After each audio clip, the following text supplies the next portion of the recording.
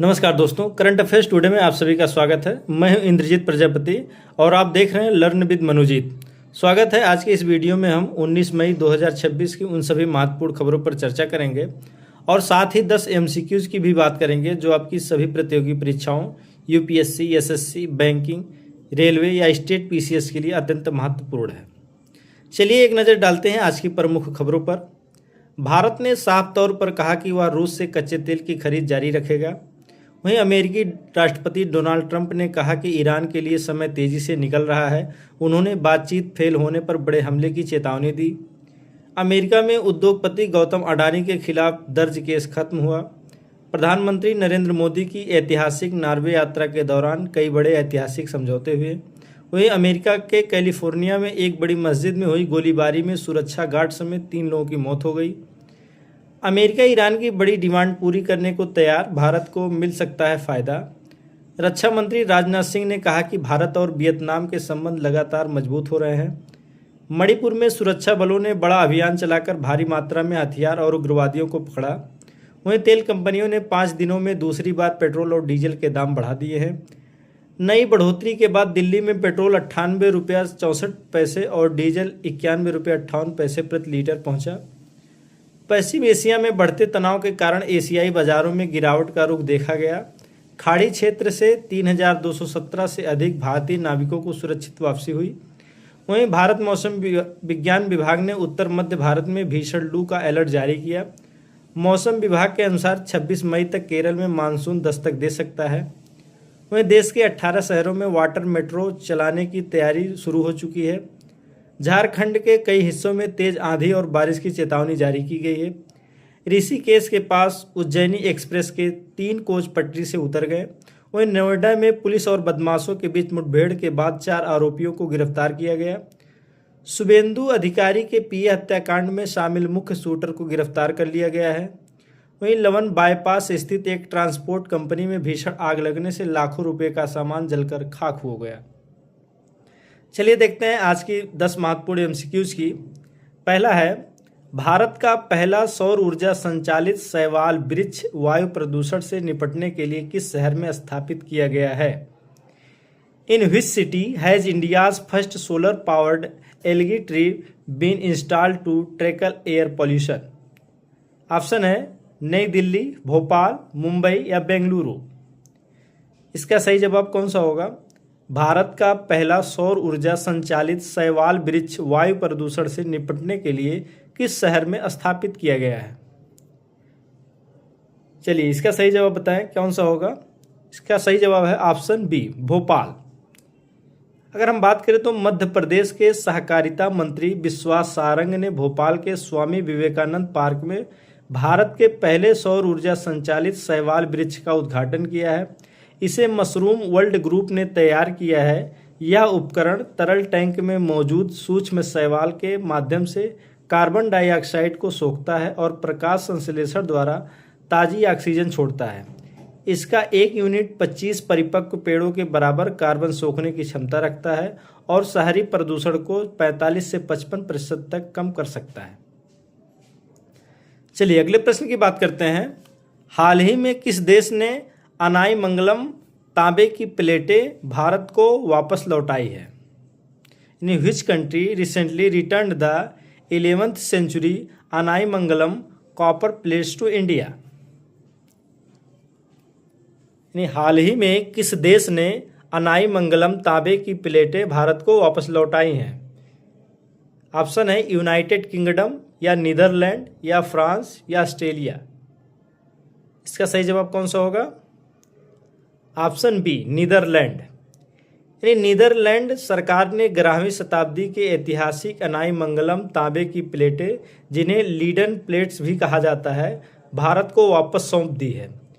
कुल 21 प्लेटों का यह संग्रह चोल राजवंश राजा राजा चोल प्रथम और उनके पुत्र राजेंद्र चोल के समय का है, जिस पर संस्कृत और तमिल भाषा में चोल राजाओं की वंशावली और भूमि अनुदान के प्रशासनिक विवरण अंकित है।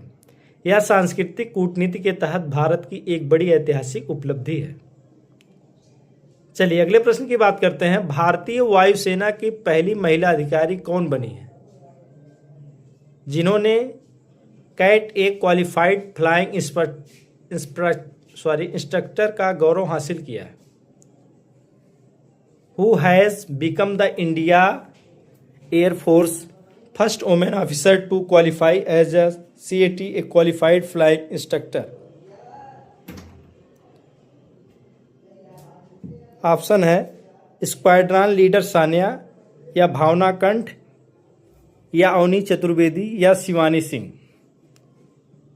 इसका सही जवाब कौन सा होगा? भारतीय वायुसेना की पहली महिला अधिकारी कौन बनी हैं जिन्होंने cat A qualified flying instructor का गौरव हासिल किया है? इसका सही जवाब कौन सा होगा? Option A squadron leader Sanya. यानी स्क्वाड्रन लीडर सान्या भारतीय वायुसेना की पहली महिला अधिकारी बन गई हैं जिन्होंने cat A qualified flying instructor की अत्यंत कठिन योग्यता हासिल की है। वायुसेना में कैट ए स्तर का इंस्ट्रक्टर बनना सर्वोच्च सैन्य शिक्षण मानकों को दर्शाता है, जो विमान संचालन और पायलटों को ट्रेनिंग देने की उनकी असाधारण क्षमता को प्रमाणित करता है। चलिए अगले प्रश्न की बात करते हैं। तुंगभद्रा बांध जो हाल ही में चर्चा में रहा किस राज्य में स्थित है? यानी Tungabhadra dam which was recently in the news is located in which state? Option है आंध्र प्रदेश, तमिलनाडु, कर्नाटक, या तेलंगाना। इसका सही जवाब कौन सा होगा? तुंगभद्रा बांध जो हाल ही में चर्चा में रहा किस राज्य में स्थित है? इसका सही जवाब कौन सा होगा? Option C Karnataka. यानी तुंगभद्रा बांध, जिसे पंपा सागर भी कहा जाता है, कर्नाटक के बेल्लारी जिले के होसपेट में स्थित है। यह कृष्णा नदी की सहायक नदी तुंगभद्रा पर बनाया गया एक बहुउद्देशीय बांध है जो कर्नाटक और आंध्र प्रदेश के बीच एक संयुक्त परियोजना है। यह बांध हाल ही में अपने गेटों के रखरखाव और जल स्तर प्रबंधन की खबरों के कारण चर्चा में था। भारत में यह उन चुनिंदा बांधों में से एक है जिसे चूने और मिट्टी की पारंपरिक मिश्रण से बनाया गया है। चलिए अगले प्रश्न की बात करते हैं। राष्ट्रपति द्वारा जारी सर्वोच्च न्यायालय यानी न्यायाधीशों की संख्या संशोधन अध्यादेश 2026 के तहत सुप्रीम कोर्ट के न्यायाधीशों की स्वीकृत संख्या बढ़ाकर कितनी कर दी गई है? यानी CGI को छोड़कर। Under the supreme court number of जजेज amendment ordinance 2026 the section strength of supreme court जजेज has been increased to how many including CGI? Option है 34 या 35, 37 या 40। यानी राष्ट्रपति द्वारा जारी सर्वोच्च न्यायालय संशोधन अध्यादेश 2026 के तहत सुप्रीम कोर्ट के न्यायाधीशों की स्वीकृत संख्या बढ़ाकर कितनी कर दी गई है? इसका सही जवाब कौन सा होगा? ऑप्शन सी 37 यानी 37। भारत के राष्ट्रपति ने सर्वोच्च न्यायालय यानी न्यायाधीशों की संख्या संशोधन अध्यादेश 2026 प्रख्यापित किया है। इस नए अध्यादेश के माध्यम से देश की शीर्ष अदालत में जजों पर बढ़ते मुकदमों के बोझ को कम करने के लिए सुप्रीम कोर्ट के न्यायाधीशों की स्वीकृत संख्या को 33 से बढ़ाकर 37 यानी मुख्य न्यायाधीश यानी CGI को छोड़कर कर दिया गया है। चलिए अगले प्रश्न की बात करते हैं। विश्व स्वास्थ्य संगठन यानी WHO ने हाल ही में किस बीमारी के प्रकोप के कारण अफ्रीका में सार्वजनिक स्वास्थ्य आपातकाल घोषित किया है? यानी the world health organization has recently declared a public health emergency of international concern due to the outbreak of which disease? विश्व स्वास्थ्य संगठन WHO ने हाल ही में किस बीमारी के प्रकोप के कारण अफ्रीका में सार्वजनिक स्वास्थ्य आपातकाल घोषित किया है? इसका सही जवाब कौन सा होगा? Option B Ebola Bundibugyo virus. अगर हम बात करें तो विश्व स्वास्थ्य संगठन WHO ने डेमोक्रेटिक रिपब्लिक ऑफ कांगो और युगांडा में तेजी से फैल रहे इबोला के नए प्रकोप को देखते हुए वैश्विक स्वास्थ्य आपातकाल घोषित किया है। यह प्रकोप बुंडीबुग्यो वायरस डिजीज के कारण फैला है। यह इसलिए बेहद खतरनाक माना जा रहा है क्योंकि वर्तमान में इस विशेष स्ट्रेन के खिलाफ दुनिया के पास कोई पूर्व सुरक्षित दवा या पुख्ता वैक्सीन स्टॉक मौजूद नहीं है। चलिए अगले प्रश्न की बात करते हैं। भारत और किस देश ने द्विपक्षीय संबंधों को रणनीतिक साझेदारी में बदलने के लिए 5 वर्षीय रोड मैप यानी 2026 से 2030 को औपचारिक रूप से अपनाया है? India and which country have formally adopted A 5-year road map for strategic partnership 2026 to 2030 to elevate their bilateral ties? Option है जर्मनी, नीदरलैंड, स्वीडन या जापान। भारत और किस देश ने द्विपक्षीय संबंधों को रणनीतिक साझेदारी में बदलने के लिए 5 वर्षीय रोड मैप को औपचारिक रूप से अपनाया है? इसका सही जवाब कौन सा होगा? Option B, Netherlands.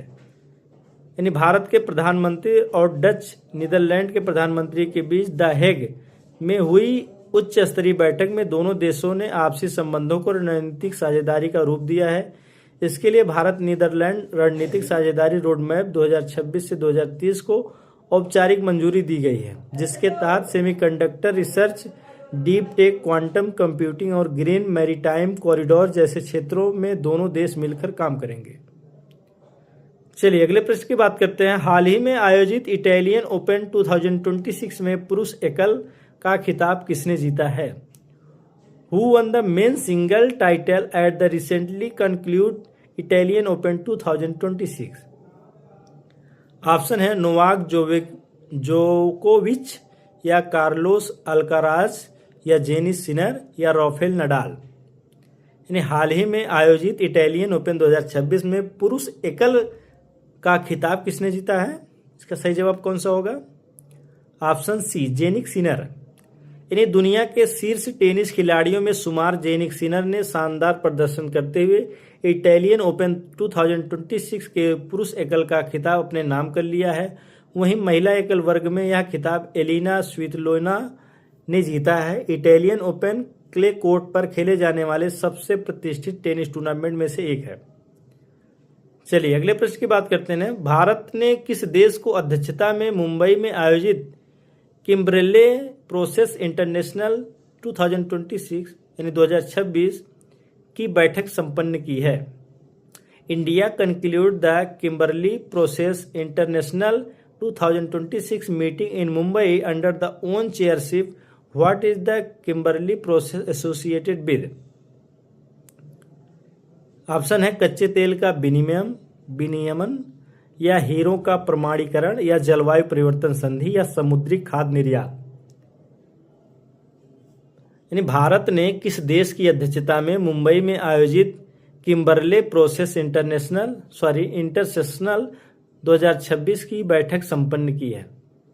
इसका सही जवाब कौन सा होगा? ऑप्शन बी, हीरो का प्रमाणीकरण यानी डायमंड सर्टिफिकेशन।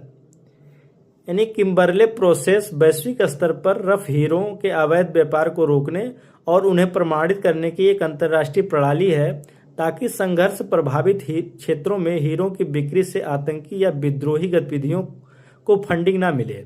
मई 2026 में भारत ने अपनी अध्यक्षता के तहत मुंबई में किम्बर्ले प्रोसेस इंटरसेशनल 2026 की महत्वपूर्ण बैठक का सफलतापूर्वक आयोजन किया है। चलिए आज का अंतिम और आखिरी प्रश्न है। भारतीय औषधि आयोग यानी आईपीसी ने मई 2026 में भारतीय भेषज संहिता 2026 पर वैज्ञानिक संगोष्ठी का आयोजन कहाँ किया?